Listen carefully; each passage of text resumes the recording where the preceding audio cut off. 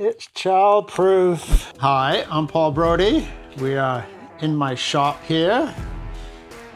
In behind the camera is Mitch. We had a comment, it was on the acorn nut video, and Colin wrote in. He was saying that when I put on a decal, not decal, someone told me, that I should use Windex because it allows you to move it around. Well, I don't know about that tip. I've never tried it myself. I'm unsure about it, but he wanted me to tell this and mention his name, Colin, because if I do this, which I'm doing now, his wife will go absolutely nuts. That's the exact wording he used. Now, I could make an assumption. If someone told me that their wife went absolutely nuts, my assumption would be, well, maybe that's not such a good thing, but I think in this situation, it kind of sounds like it is a good thing. Moving on, we're gonna work on the cub today, and I'm kind of excited about what we're gonna do. We're going to make the pattern for the seat base. I need to make these pieces here because I'm not gonna reuse, well, actually this one's welded on, this one's bolted, but it's a nylock. I couldn't take it off without taking off the seat. And I don't like this. I want it to come down and go in a bit like that because this is hitting the frame and it scrapes it. So I got my metal, basically the same metal. I've been using red Sharpies since I was a teenager. That's how long I've been using them. And I really think that red Sharpies should sponsor this channel. I've been thinking of contacting them.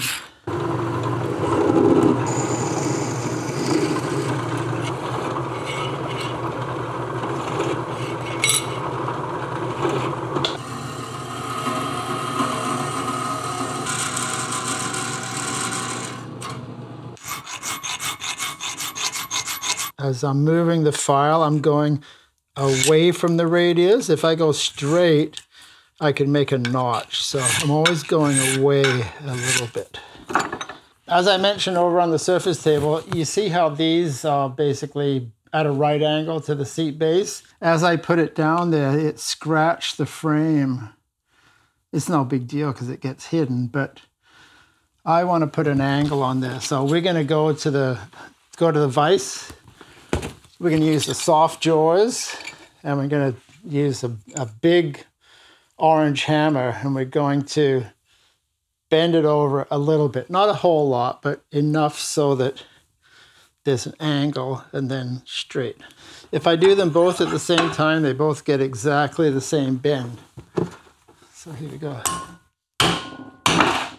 Ooh, things are flying.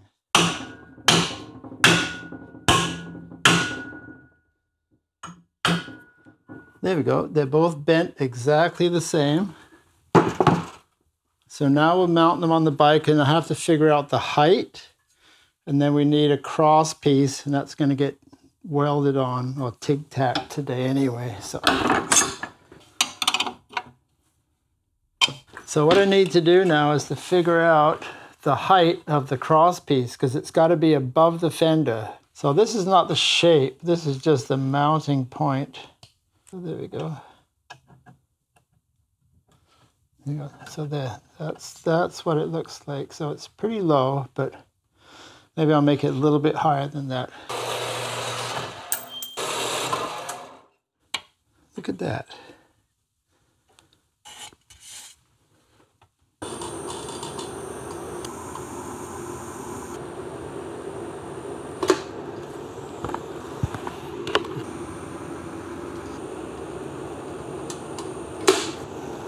I want to put one piece in the middle just to join them up to, that'll kind of be the baseline for starting the shape.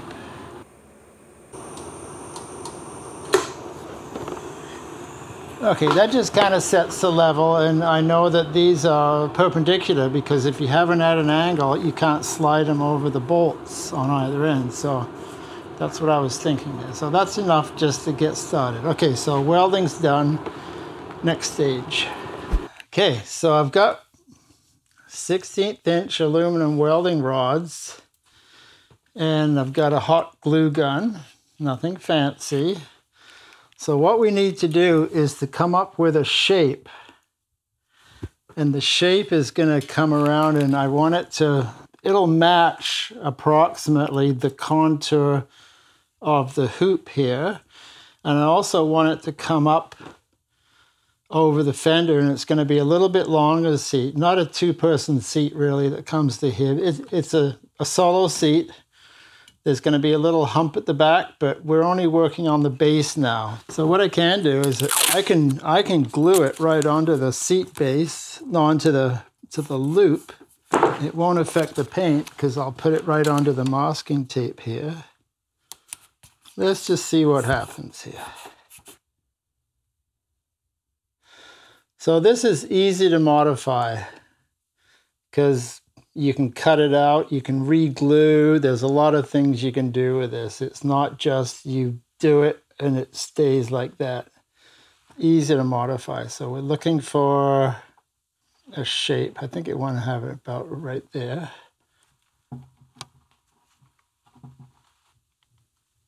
Oops. Ooh, it's quite a bit.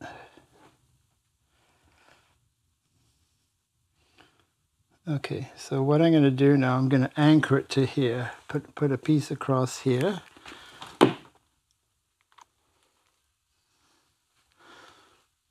And the glue set's pretty quick because the aluminum wicks away the heat quite nicely. Okay, so we're starting a structure. You can see it's got a little bit of stability to it, just a little bit.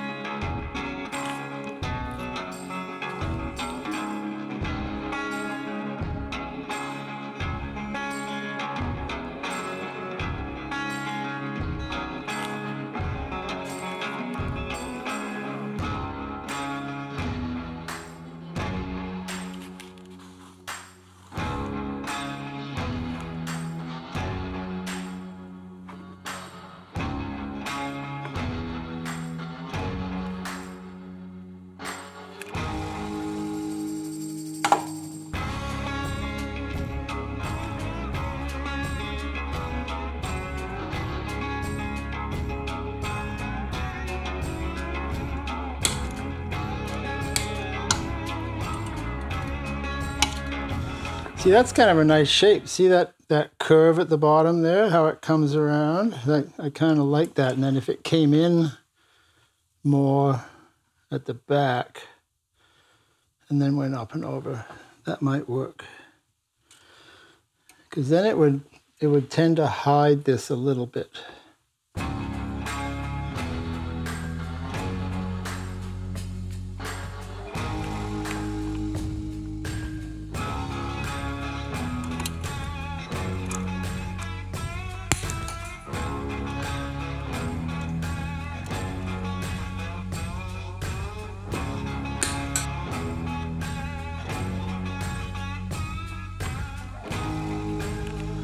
Okay, so can you see how the shape, you start to look for lines. So what we're defining here is the bottom of the seat, what the shape is, looking at it this way, how it contours to the frame, fits on the bike, and then we're also looking at what it looks like from the top as well. So that's what we're working on, and then it has to have a lip that comes down, because when the upholsterer works on it, he wants to have something that he can tuck the Norga hide or whatever fabric, whatever it is, up and under. So we're working on the shape. So we're not using this as the shape, we're using the bottom here. And I think it matches the tank kind of okay.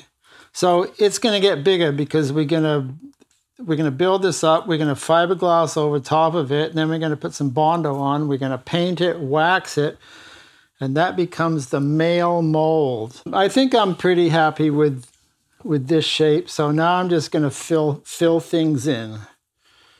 That's my plan here.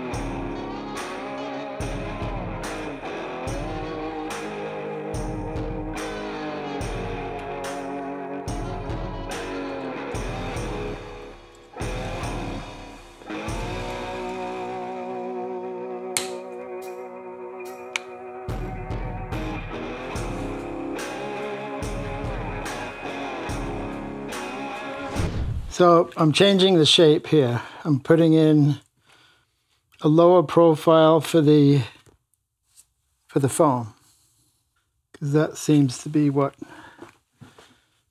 we want. And this is bronze rod, so it's got a little bit more of a stiffness to it. And see if we can glue that in right there. Is that gonna fit? Yeah, look at that. Yeah, I like that better. So I'll have a little bit extra foam in there.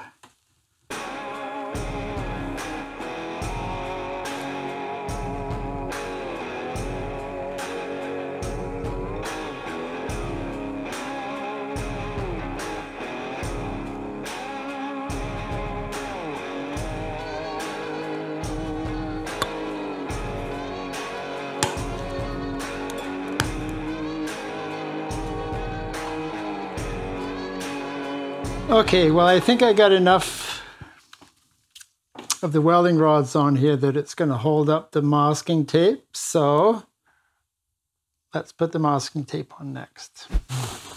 I got a drop sheet. This is what's going to protect the rest of the frame and cycle parts from the fiberglass resin, because it doesn't come off like a glue gun does. It's very different. If you've ever worked with fiberglass, it sticks like crazy. So we need to offer a bit of protection here.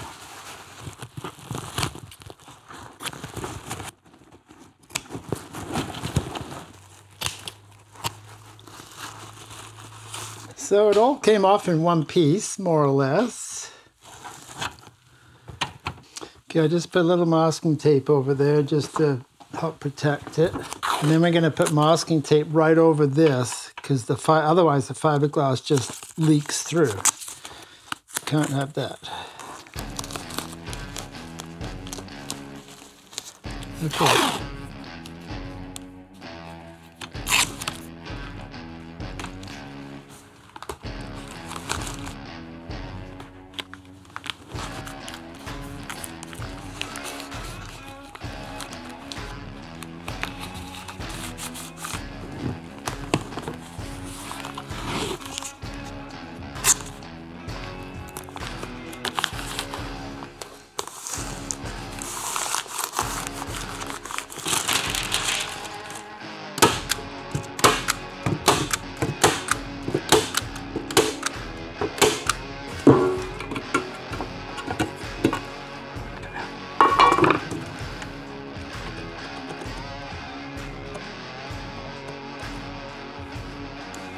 Catalyst, acetone. I think this is 1.5 ounces matte, I think. I like to rip it. I don't like to cut it.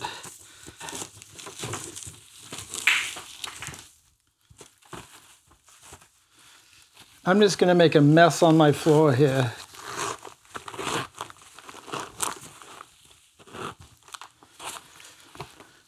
Okay, that'll be good for the first layer. Okay. So I kind of estimate, I know you can measure this out perfectly, but I'm guessing here. There we go. Taking a gamble there.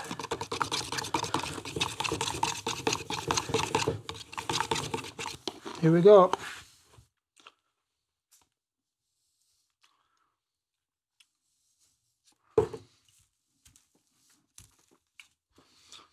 I'm going to wet the mat.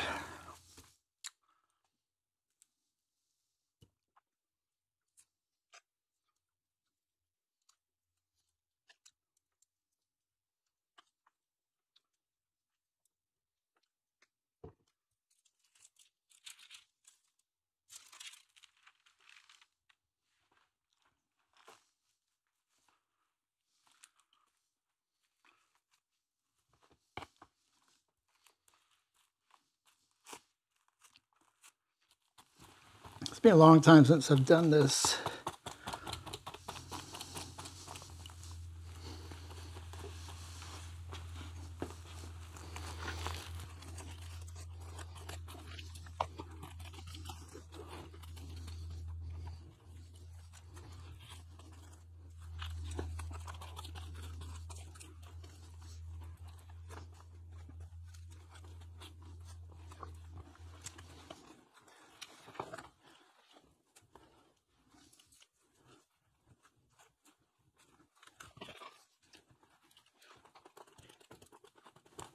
I'm just putting on 2 layers.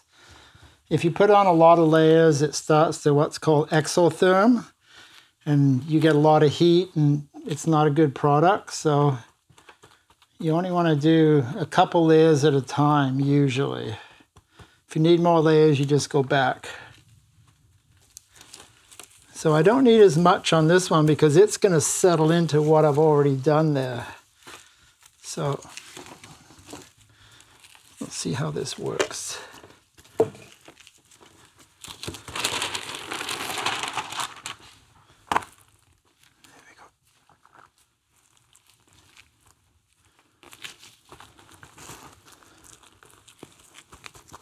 So on top of this, when this is all hardened up, I take out all the aluminum from underneath, and then I mount this on a piece of plywood, and then I put Bondo over top, smooth it all out so it's basically perfect, and then that gets waxed, and that's what is the mold for the base. So what you see here is a little bit crude, but with Bondo and a bit of time, you can do wonderful things.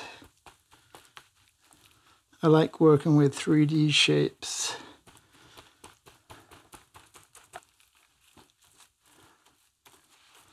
And once this sets up, this will become basically pretty rigid. And then you add Bondo on top of that, that adds its own strength as well. Gets pretty strong. So what sets off the resin is heat and light.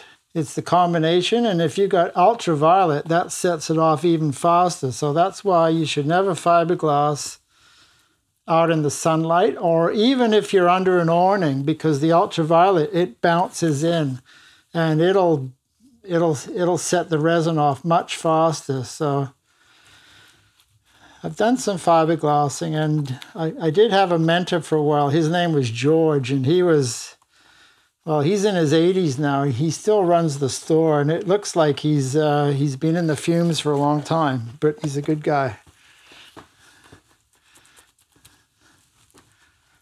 Okay, I think we're basically done here. We hope you've enjoyed this episode of making a seat base or a seat base mold. And I think it's going to work out quite fine. Bit more work to do here. Thanks for hanging out in our shop here. And Mitch and I like coffee. If you buy us coffees, much appreciated. Helps to fuel the channel. Take care. See you next time.